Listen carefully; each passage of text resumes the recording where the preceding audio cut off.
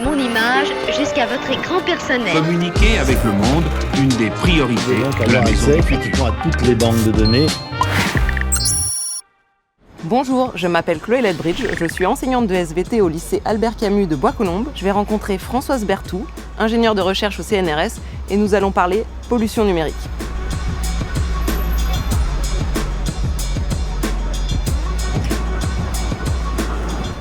Bonjour.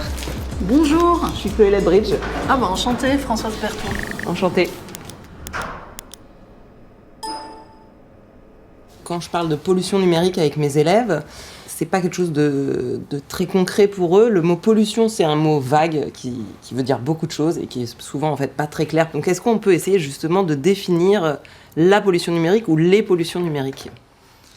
Alors, quand on parle de pollution numérique, déjà, ça restreint un petit peu, mais en réalité, les problèmes, c'est plus les impacts environnementaux qui sont derrière. Mais pour dire rapidement, c'est les pollutions des eaux, et puis des terres, et puis de l'air, liées à l'extraction des métaux qui sont nécessaires à la fabrication de ces équipements. Du coup, au début de la vie de l'équipement, et puis la même chose à la fin de la vie des équipements, quand ils ne sont pas traités dans des bonnes conditions. Et puis, il y a les gaz à effet de serre qui provoquent un réchauffement de l'atmosphère. Ça vient essentiellement des énergies fossiles. Et où est-ce qu'on utilise des énergies fossiles s'agissant du numérique ? Oui. Eh bien, on utilise ça pour extraire les métaux. Et puis, pendant la fabrication des équipements, pendant leur usage, pendant leur transport, etc., etc. On appelle ça le cycle de vie. C'est important de garder en tête que les émissions de gaz à effet de serre du numérique, par exemple, c'est entre 2,5-4% de l'ensemble des émissions de gaz à effet de serre. Alors, je vais vous montrer une vidéo sur justement le recyclage des déchets de tous nos téléphones et ordinateurs. Agbo-Blochier, en périphérie d'Accra, la capitale du Ghana. Un monde en soi qui s'étend sur près de 10 km. Une des plus grandes décharges d'Afrique. Ici, on recycle tout. Et d'abord les produits électroniques. Ça, c'est du cuivre. Ça vient d'un clavier d'ordinateur. Le cuivre, c'est ce qui nous rapporte le plus d'argent. C'est 2,5 € le kilo. Regarde là, je me suis coupé avec une vitre de télévision. Le travail est pénible, dangereux. Mais Joseph n'a pas le choix, dit-il. Ces adolescents gagnent en moyenne une dizaine d'euros par semaine. Grâce à ce butin, gardé précieusement dans ce squelette de réfrigérateur. Oui, alors ça, c'est un documentaire que je connais bien. Quand je le regarde, des fois, il me fait pleurer tellement que... Franchement, c'est extrêmement dur ce qu'on voit dans ce documentaire. Le point peut-être sur lequel je voudrais insister, c'est que, en fait, pourquoi ils font ça, ces gens ? Ils n'ont pas envie de se tuer, hein, mais eux, ils ont juste envie de manger.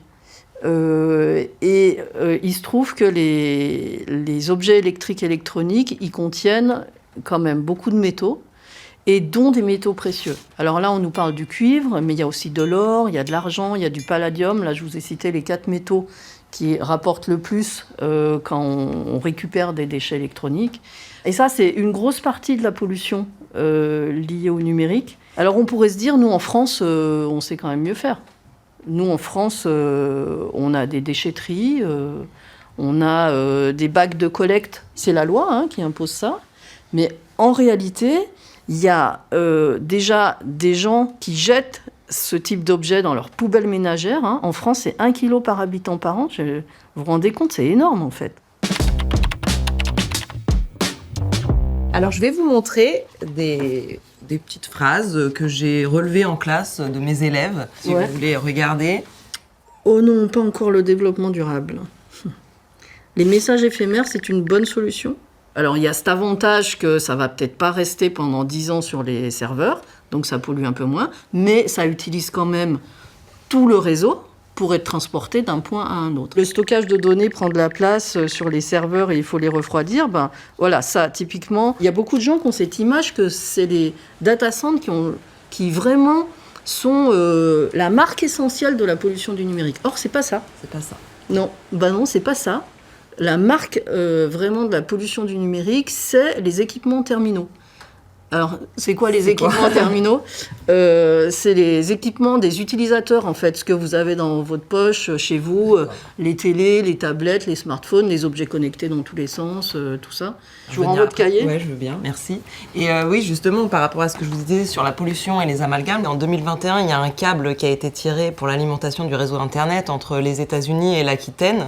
Ce câble semblable à un tuyau d'arrosage arrive de Boston aux États-Unis via la Cornouaille en Angleterre.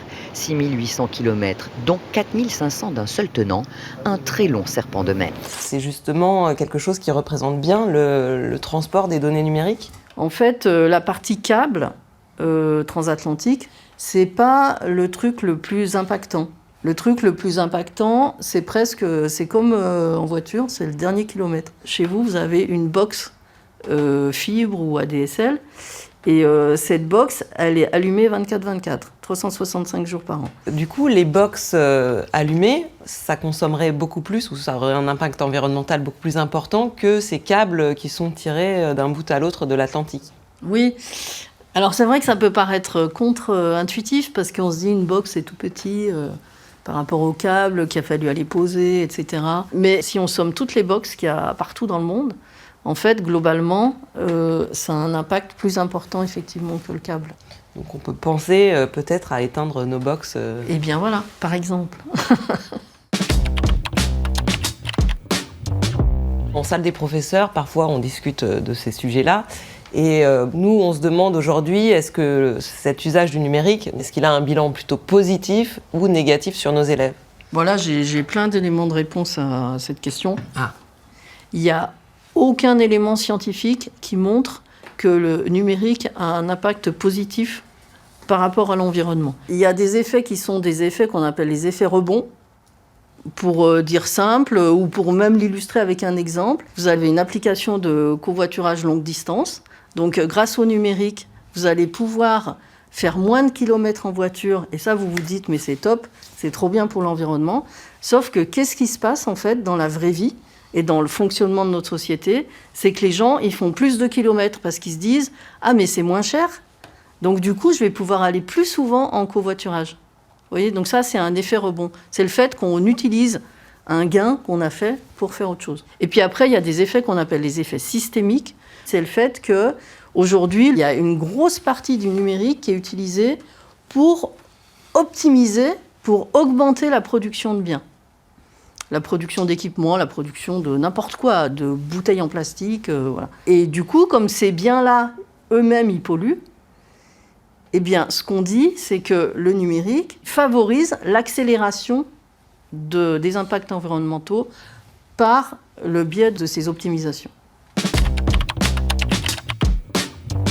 On fournit à nos élèves, dans beaucoup d'établissements scolaires, des ordinateurs personnels. Le constat, c'est que finalement, ces ordinateurs, ils les utilisent très peu ou pas du tout. On se rend compte que ces ordinateurs, ils vont avoir une durée de vie qui va sûrement être moins longue que les anciens manuels scolaires en papier. Cette volonté d'introduire le numérique à l'école, est-ce que ça pose pas problème au niveau écologique et au niveau aussi argent public ?